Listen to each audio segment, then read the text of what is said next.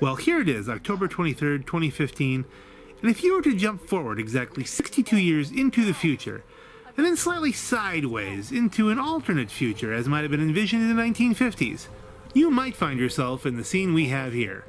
In which case, you would be in a serious amount of trouble, because these are the opening scenes of Fallout 4. Thus, I decided that today would be a perfect day to give you my thoughts on the upcoming game. My first thought is, a lot of people have been concerned that the game is going to be buggy when it comes out. Fallout 3 and Fallout New Vegas both have their share of entertaining glitches. I would like to go on record as saying that I am pro-glitch. As long as said glitch isn't the game-breaking type, as we see here in Mothership Zeta, where you can't complete the level without console codes because apparently something was supposed to happen and now this door won't open and everyone thinks they're on the other side of the door already and they just keep running and running and running. Well, yeah, that kind of glitch we could do without. As far as floating skulls or melting characters made of apparently rubber, or things flying off into the sky when you shoot them, or even characters clipped through objects, I find these events special moments in any game. They give you an extra bit of comic relief that may take you out of whatever stressful situation you're in for a moment. If it's not one thing, it's another. Well, gotta run.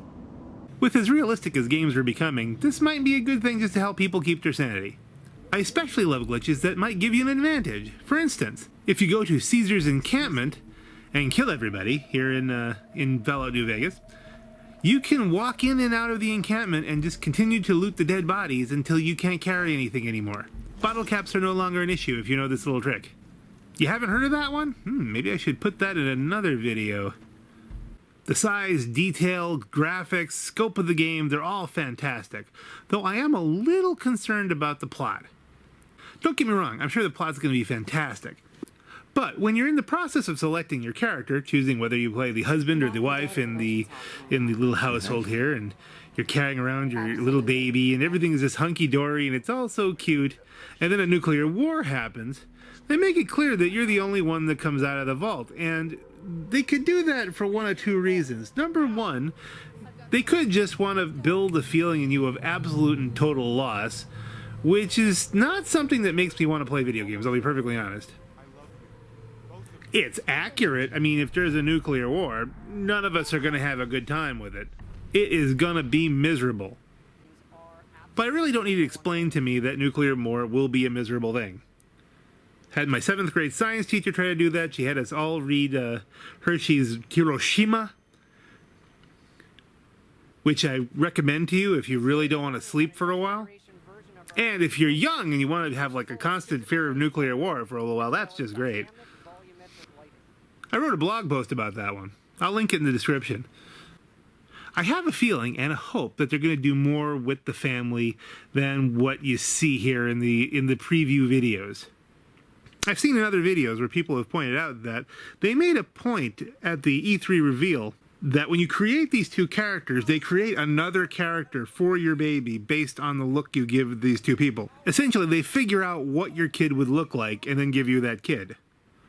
That's a lot of effort if the kid's going to basically last 15 minutes and then just be missed very badly. When you consider that we already know that there's some kind of either cryogenic or time travel sort of timeline, probably cryogenics, because we've already seen vaults of cryogenics, that's very likely that perhaps instead of being the sole survivor of Vault 111, you're simply the last one to get woken up. Who knows, maybe your kid's 50 years older than you are right now. And perhaps he's a major character somewhere else in the game. That opens up a great many opportunities for a fantastic plot. What would you do if you woke up 200 years from now and your child was an evil mastermind? Or the heroic leader of a rebel underground? Or just a local sugar bomb vendor? There's a lot of opportunity here.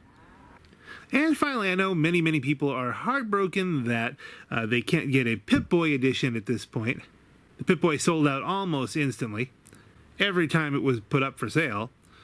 And I understand Bethesda's explanation. They said, you know, we could only make so many of these. It's not like we have our own factories.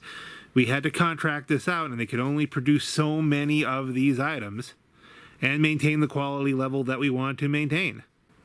I think they did an admirable job of trying to get it out to as many outlets as possible so people would have some opportunity to get them. That having been said, they went quick. And I would say to Bethesda, if you could call those guys back up and at some point in the future arrange another run, a large run of these, you will make a profit on them.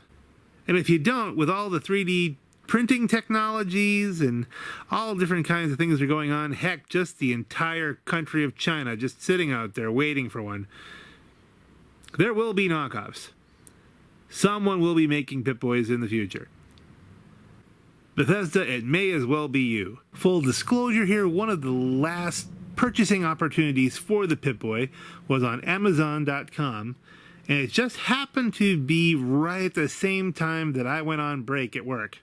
The page actually said order here, and it sold out at the same time, and I clicked order here anyway. So, you get to look for unboxing videos sometime in the near future. Now, will I actually use the second screen experience while I'm playing the game? Probably a little bit at first, but I have a feeling that I'm just going to fall back into playing Fallout the way I normally play Fallout, which is, hit tab, have the arm come up on the screen, do your thing, move on to the next thing. It looks really cool, but I have a feeling that the going back and forth between the screens might be cumbersome, but I'll let you know when I get to try it out. And of course, anybody with a smartphone can try out the second screen experience, and it might actually be better if you just have your phone on the desk next to you, or perhaps, attached to your arm with, duct tape or whatever you want to try out. Someone's going to do that. Assuming that my computer can handle running Fallout 4 and video capture software at the same time, I will try to get some gameplay videos up as soon as possible, depending on what day it comes in the mail. Hopefully somewhere close to the 10th. Give me a couple days, because I plan to be pulled into this game as much as anybody else out there. In the meantime, we'll just have to keep ourselves entertained. This is the Black Knight. Have a good night. Welcome to Teddy Bear's Mafia Free Playland and Casino. Ah! That face. If it's not one thing, it's another. Well, gotta run.